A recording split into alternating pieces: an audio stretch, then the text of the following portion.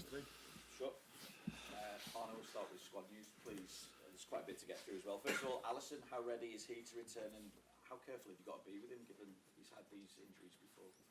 We're careful with everyone, especially when it comes to muscle injuries. But he's back in training with the goalkeeper coach.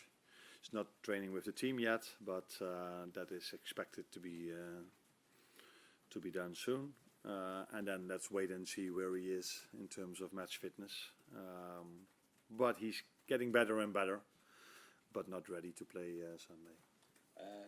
Trent, Virgil, Jota, Harvey Elliott, and Chiesa.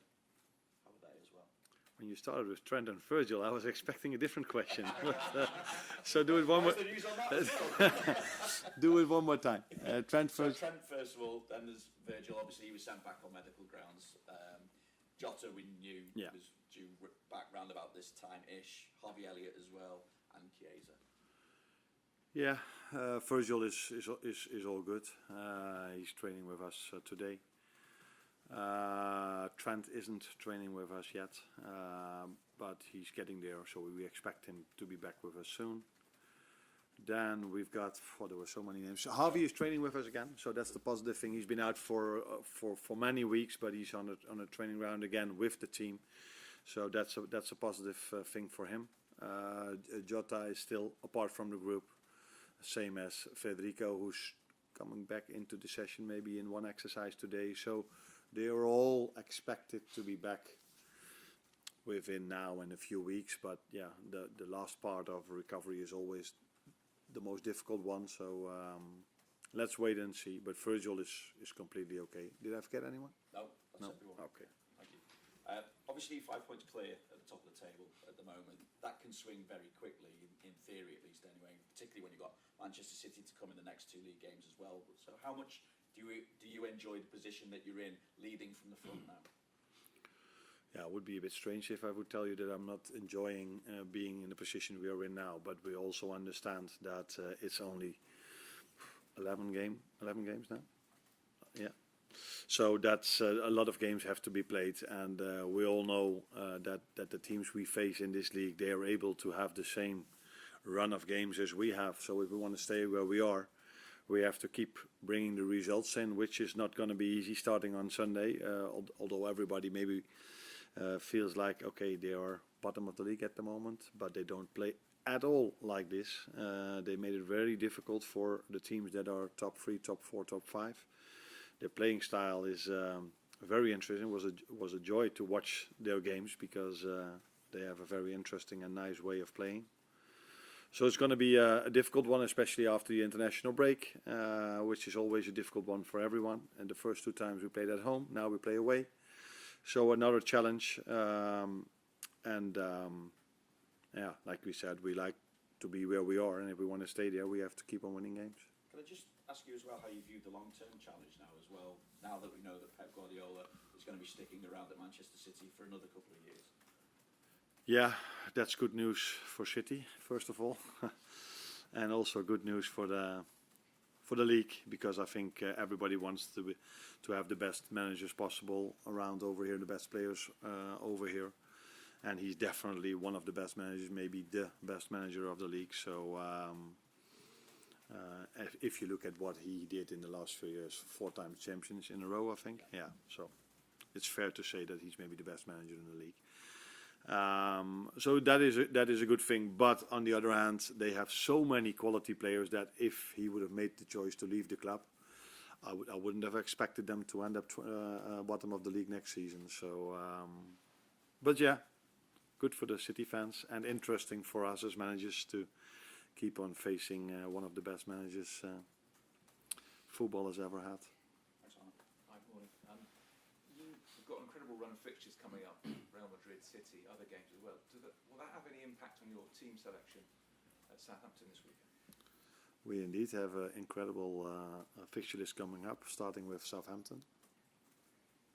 And that is always by far the most important game.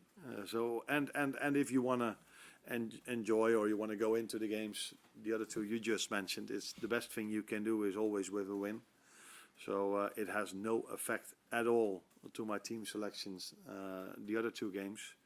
But what does have an effect is the playing style of Southampton, the players coming back from South America, how fit are they, the injuries that we have, the players that are coming back. So that is the only thing that has something to do with the team selection, not at all the games that come afterwards.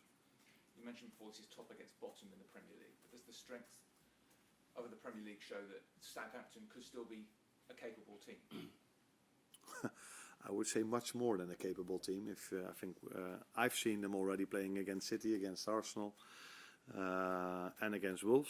Those are 3 games I've seen already, and with 2 more games coming, 2 more days coming up, I probably see 1 or 2 more.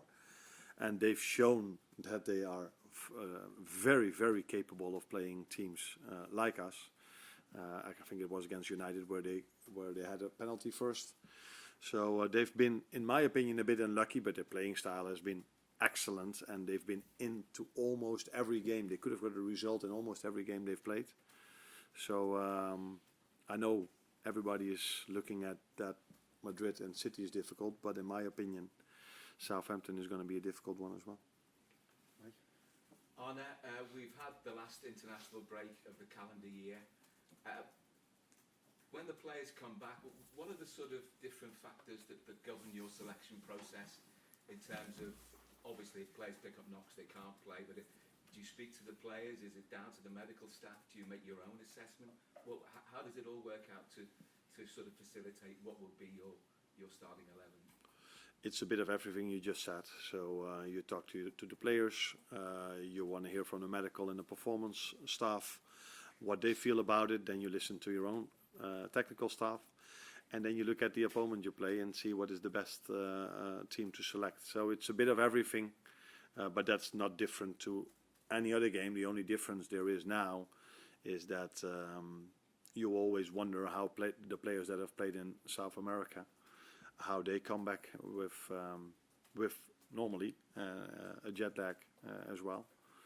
That's the only difference maybe between team selection. What is the only different argument in the team selection now than for all the other games? Because in all the other games you also look at the players, get the information from your staff members, and look at the opponent. Ibrahima Konate is probably enjoying the best spell of his Liverpool career, not just in terms of his form in matches, but injury-wise. Because in the past he's had problems with injuries. He didn't make your first starting lineup, but he's been in pole position pretty much since then. How have you enabled him to become more consistent and to be, the player that he's been one of your star performers this season? Yeah. First of all, it's always about the player. How much effort does he put in to stay fit? And then second of all, you've got a performance staff and a technical staff to do the best possible thing for him to keep him fit. But if the player doesn't buy in himself, it's almost impossible for us to keep him fit. But we have our ideas about how to keep a player fit, and he bought into that. So till now, that has gone really well for him, but for a lot of players till now. Yeah, the first game he didn't play, and there was a reason for that, because if you look back at our pre-season games, that weren't his best games at the moment. But to be fair to him, he came back like so many others quite late because of the tournament. We were already training for a few weeks. Jarell did really well in pre-season, so I thought it was, in my opinion, logical decision to play Jarell. But at halftime, I think I made the decision that we needed Ibu, and the reason why he went from the United game, which was his first one after him not playing for a long time, because he didn't play at the Euros, and in the end phase of the season he didn't play for Liverpool as well. So, but he not only bought into getting fit and do everything for this, but every time we had a meeting with him, it was. Yeah, I wouldn't maybe not do justice to all of the players, but he was the one that I could just see that he wanted to learn, wanted to listen, and wanted to improve.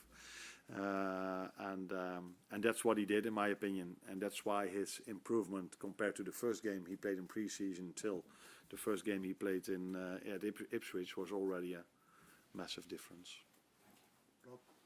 Arne, just picking up on Southampton's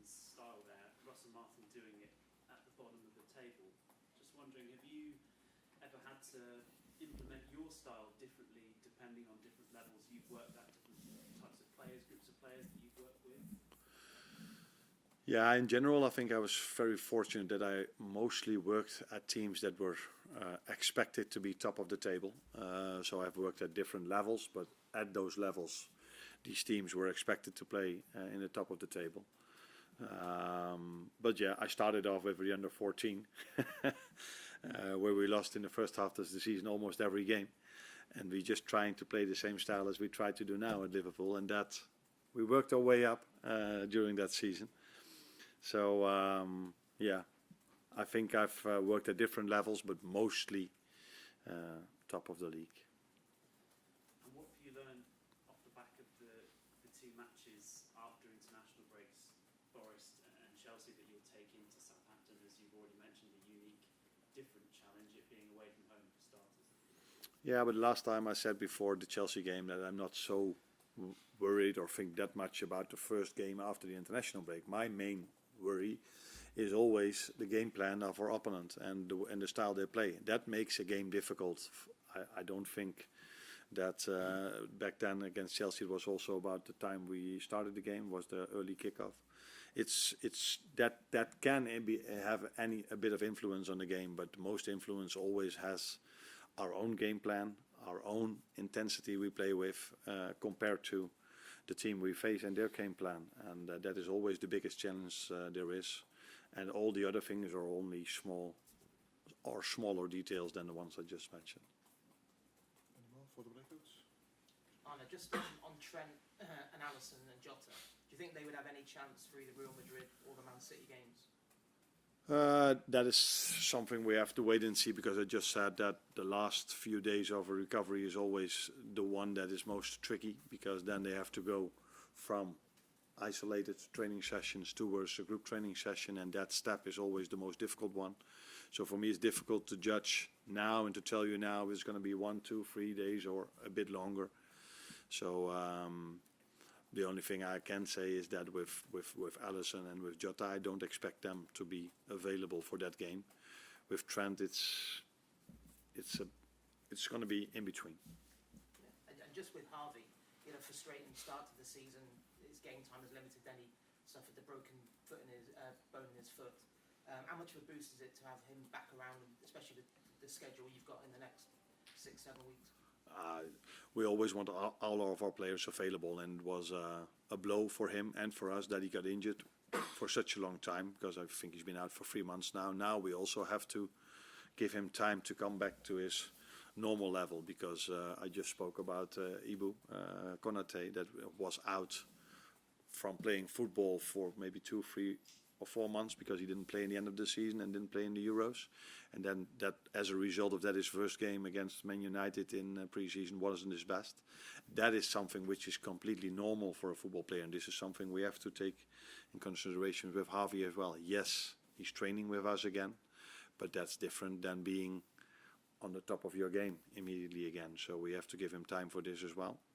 But I'm very fortunate that he's back, especially with the amount of games that coming up in the upcoming 2 or 3 or 4 months. I wanted to ask you a little bit about set pieces. You've actually scored as many goals from opponents' set pieces as from your own in the league this season. And you're going up against the Southampton side who conceded a third of their goals from set pieces. So considering the great delivery you can call on the team, like Simicast and Robertson, 2 aerial dominant centre-backs in Konate and Van Dijk, and a pair of 6-foot forwards in Gakpo and Nunes, do you think this is an area you're looking to improve on? You like data, don't you? I do, yes. Last time you were the one that was telling me that we had 15 players for the national team. How was it this time? A few less. A few less, yeah. but again, by far the I would most. say on par with everybody else. Okay. Okay. So yeah, set pieces is something every team, every club at so many leagues at the moment is taking really serious. So that's what we do as well. I think we have great delivery. We have some players that can that are already quite tall and can jump really high. So yeah, we're trying to get the best out of that part as well, because I always say if a game is tight, a set piece can make a massive difference for you. And that's what we know, what we understand. What we do like till now is that we haven't conceded much in terms of set pieces, and that's also an important thing. So if we can score a bit more and keep the same and not conceding, then we're in a good place. Thank you, everyone. Thank you. Thanks, Arne. You're welcome.